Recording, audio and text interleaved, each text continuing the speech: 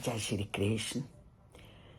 श्री कृष्ण बार बार अर्जुन को एक ही विषय पर बल देते हुए आत्मा की अजरता, अमरता, अविनाशी गुण का वर्णन करते हैं और आत्मा के दिव्य स्वरूप का वर्णन करते हुए भी उन्हें अर्जुन अभी भी संशय युक्त अवस्था में दिखाई देता है, क्योंकि आत्मा का विषय ही इतना गहन है कि उसे समझना आसान नहीं।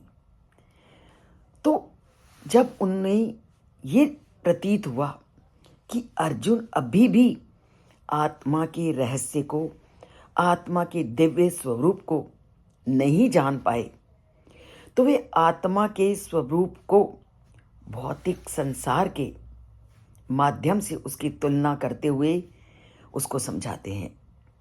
और ये श्लोक ऐसा है जिसे सभी लोग बहुत अच्छी तरह से जानते हैं, पर इसके अंदर कितना गूढ़ रहस्य है उसको हम आज जानेंगे। वासांसी जीर्णानि यथा विहाय नवानि गृह्णाति नरो अपराणि तथा शरीराणि विहाय जीर्णानि अन्यानि संयाति नवानि देहि।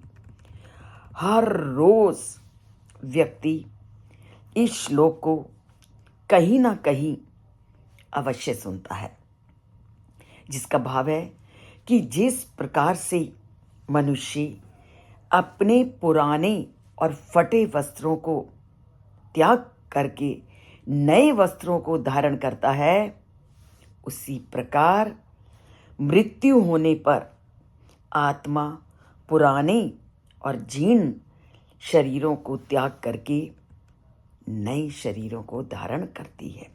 और सभी लोग इसके अर्थ को, इसके अभिप्राय को रोज सुनते हैं और समझते हैं, पर इसके अंदर के गूढ़ भाव को श्री कृष्ण अर्जुन को बताते हुए कहते हैं और दैनिक क्रियाओं के माध्यम से उसकी तुलना करते हुए उसको समझाते हैं कि जब हम प्रतिदिन संसार में लोगों को क्या है, कपड़ों को परिवर्तित करते हुए देखते हैं, क्योंकि व्यक्ति दिन प्रतिदिन जैसे ही कपड़े पुराने हो जाते हैं, फट जाते हैं या जीर्ण हो जाते हैं, और वह वैसे ही उनका त्याग करके नए कपड़ों को पहनता है।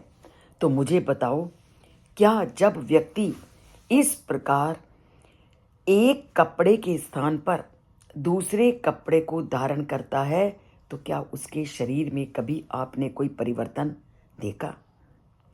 जैसे कपड़ों के परिवर्तन से शरीर में परिवर्तन नहीं होता, ऐसे ही आत्मा जब एक शरीर को छोड़कर दूसरे शरीर में जाती है, तो आत्मा में कभी भी कोई भी परिवर्तन नहीं होता।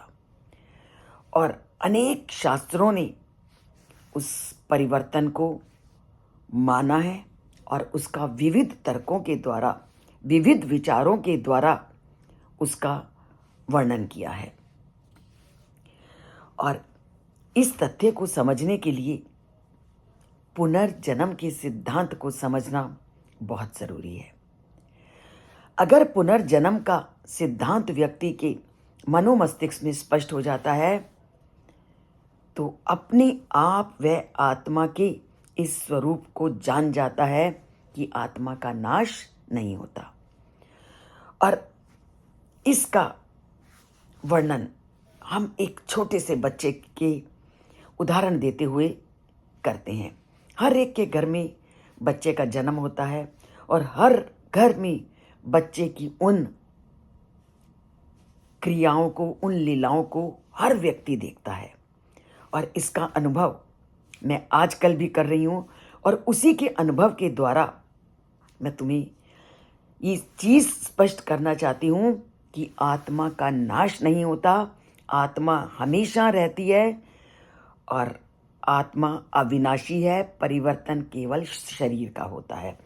और हमारा न्याय शास्त्र भी इसी तथ्य का वर्णन करता है। जातस्य हर्ष भय शोक संप्रतिपत्ति। जब बच्चा 1 से लेकर 4 महीने 5 महीने तक होता है, अर्थात जब वो वाणी के द्वारा किसी भी तथ्य को व्यक्त करने में समर्थ नहीं होता, तो उनकी क्रियाओं को आप अगर भली भांति देखोगे तो उनकी क्रियाओं को देख करके आप पूरी तरह से आश्वस्त हो जाओगे कि व्यक्ति की आत्मा अविनाशी है और उसका बार बार जन्म होता है। और उसका उदाहरण मैं आपको देती हूँ। 1 से 4 महीने के बच्चे की क्रियाओं का अध्ययन कीजिए। बच्चा अपने आप मुस्कुराने लगता है और बच्चा हंसने लगता है, रोने लगता है। आप भली भांति बच्चों की इन क्रियाओं को सोते हुए आप अनुभव कीजिए कि 1 से 4 महीने का बच्चा सोते सोते मुस्कुराने लगता है, लेटे लेटे मुस्कुराने लगता है और सोते सोते कई बार रोने लगता है। तो क्यों करता है वो ये सारी प्रक्रियाएं? क्योंकि जब तक मनुष्य की वाणी नहीं है तो वह अपनी सारी क्रियाओं को उसे याद रहती हैं जो क्रियाएं उसके पहले जन्म से संबंधित होती हैं। और बच्चा उन्हीं पूर्व जन्मों की क्रियाओं को याद कर करके हंसता है, मुस्कुराता है। और कोई दुख भरे क्षण अगर उसके जीवन में कभी पूर्व जन्म में आए हैं तो उन दुख भरे क्षणों को याद करके वो सोते सोते रोने भी लगता है। और इसीलिए कहा जाता है, आप जहाँ भी जिस भी अवस्था में बैठे हो आप ज्ञान को प्राप्त कर सकते हो, केवल अपने ज्ञान रूपी नेत्रों को खुला छोड़ने की आवश्यकता है।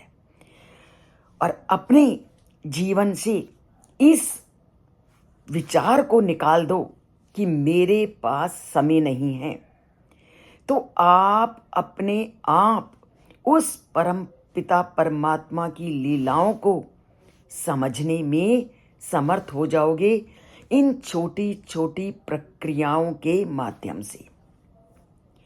तो परमात्मा तुम्हें पल पल उस ज्ञान के सागर से जोड़ने का समय देते हैं, पर अपनी भौतिकता के सुखों के पीछे भागने में लगे हुए, जो कि अंत में दुख के अलावा हमें कुछ नहीं देते, हम इन छोटी छोटी क्रियाओं में उस ज्ञान के उस परमात्मा की आश्चर्य को ढूंढने का प्रयास नहीं करते।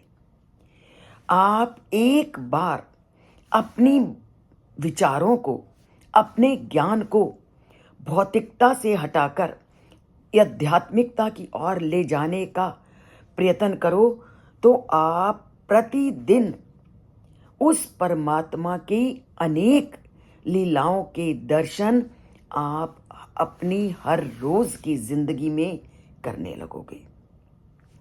तो परमात्मा तुम्हें पल पल अपने साथ जोड़ने का समय देता है, पर भौतिकता के पीछे पागल हुआ, भौतिकता के सुखों के पीछे भागता मनुष्य परमात्मा के उन अनुभवों को समझने और धारण करने में पूर्णतः असमर्थ होता है। आप काम करते हुए भी आप अपनी भौतिक जीवन क्रियाओं में भी उस परमात्मा के साथ प्रतिपल जुड़ सकते हो, अगर जुड़ने का प्रयास करोगे।